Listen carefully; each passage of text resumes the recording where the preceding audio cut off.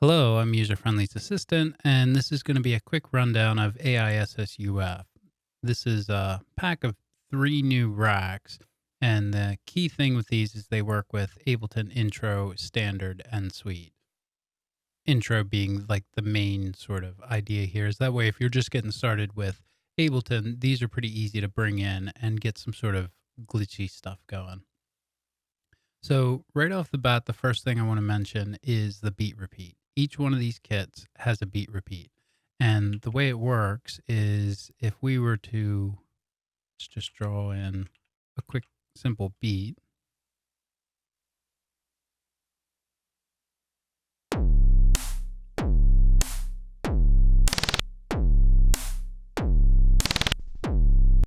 Now, you can see if I make this a whole quarter, it's still going to stop. That's due to the way that it's patched inside this, because I'm working with the limitations of intro. So the way I went about doing it doesn't really allow for a full-on gate. You could double them up, but you're not going to be able to go shorter. It's always going to be that quarter bar. The way you would use these in theory is do a bunch of them like this, and then select them all, come down here to chance, and turn the chance down. That way, sometimes you get a beat repeat and sometimes you don't. Or if you definitely want it to happen, you can do the chance at 100%. So that's going to be on all 3 of these racks. This last one, this is more of a tonal rack. There's no pitch decay or pitch drop that is on these 2. So pitch drop being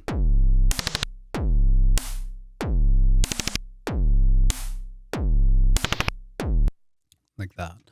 And then there's 2 different beat repeats. So you could have one that's a little bit faster and then one that's a little bit slower, so on and so forth. The next thing that all 3 of these kits have is this chonk macro here. And that's basically just going to be a distortion. Everything runs through it together, so that way it sort of glues. So if you have, you can sort of hear the kick is impacting the snare.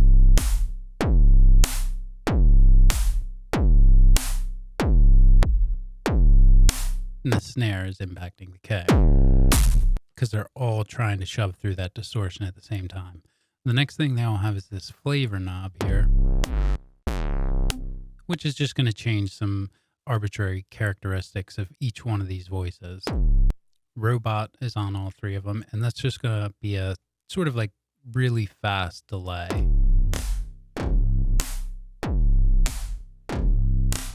This is just something, it's kind of an easy, very apparent way to sort of change the sound. So you would sort of automate something in and get a little bit more variation.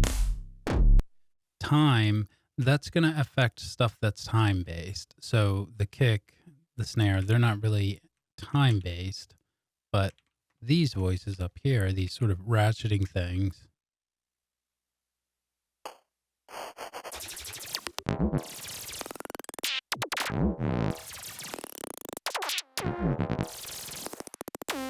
and this stuff isn't synced. So it's not synced to the clock. It's not like it's, 1/8, 1/16, whatever. It's going to be time-based. That way it'll sort of phase in and out.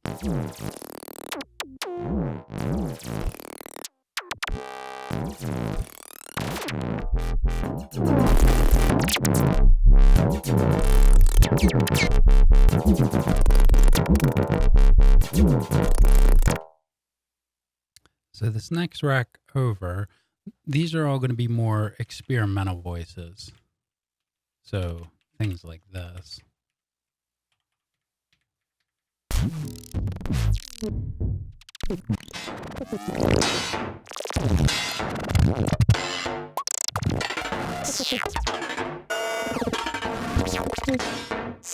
This rack has a gated reverb.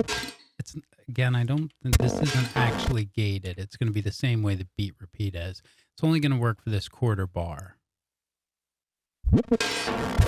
Same with the grain delay.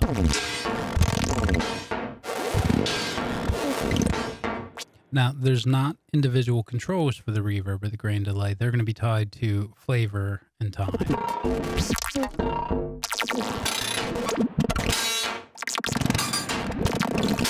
The main idea with most of my racks is to just kind of have a few knobs that you can sort of turn and get some changes in the sound, but not really have to sort of dive into the sound.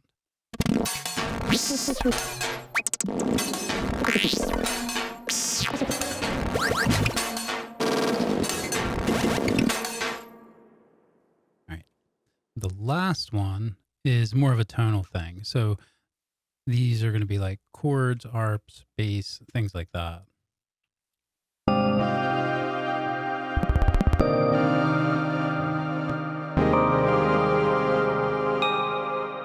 They're tied to the scale awareness. So if we change this to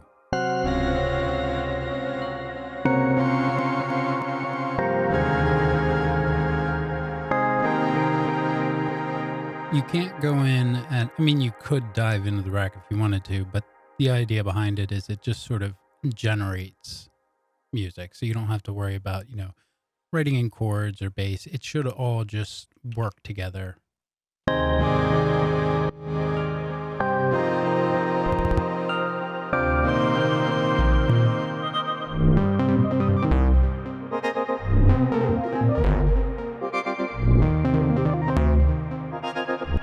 Now, this one has the least amount of voices and the most sort of gates to affect the sound.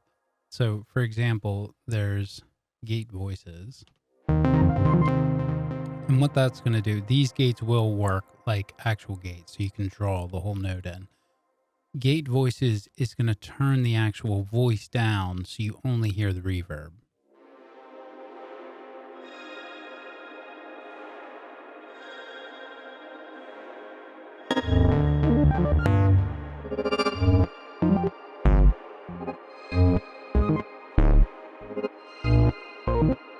Now, sidechain reverb is going to sidechain just the reverb.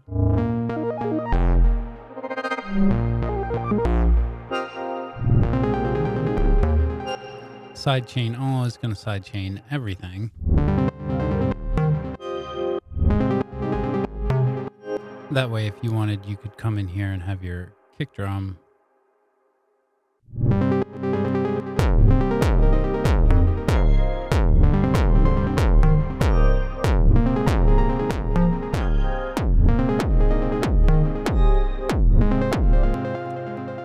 And then LFO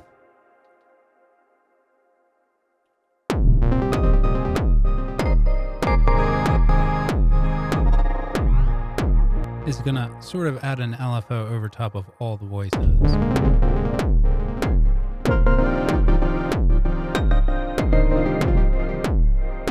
And then there's delay and grain delay.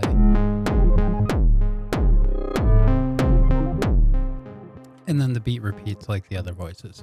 So the idea with this is that you could just sort of draw in your notes however you want and kind of have something sort of appear without too much effort.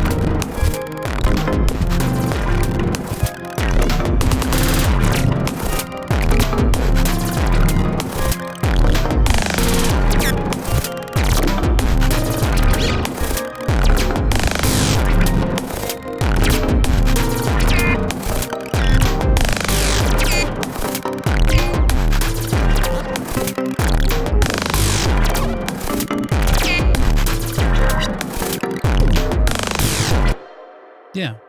So that's the basic rundown of AISSUF. It's available on Isotonic Studios. Thanks.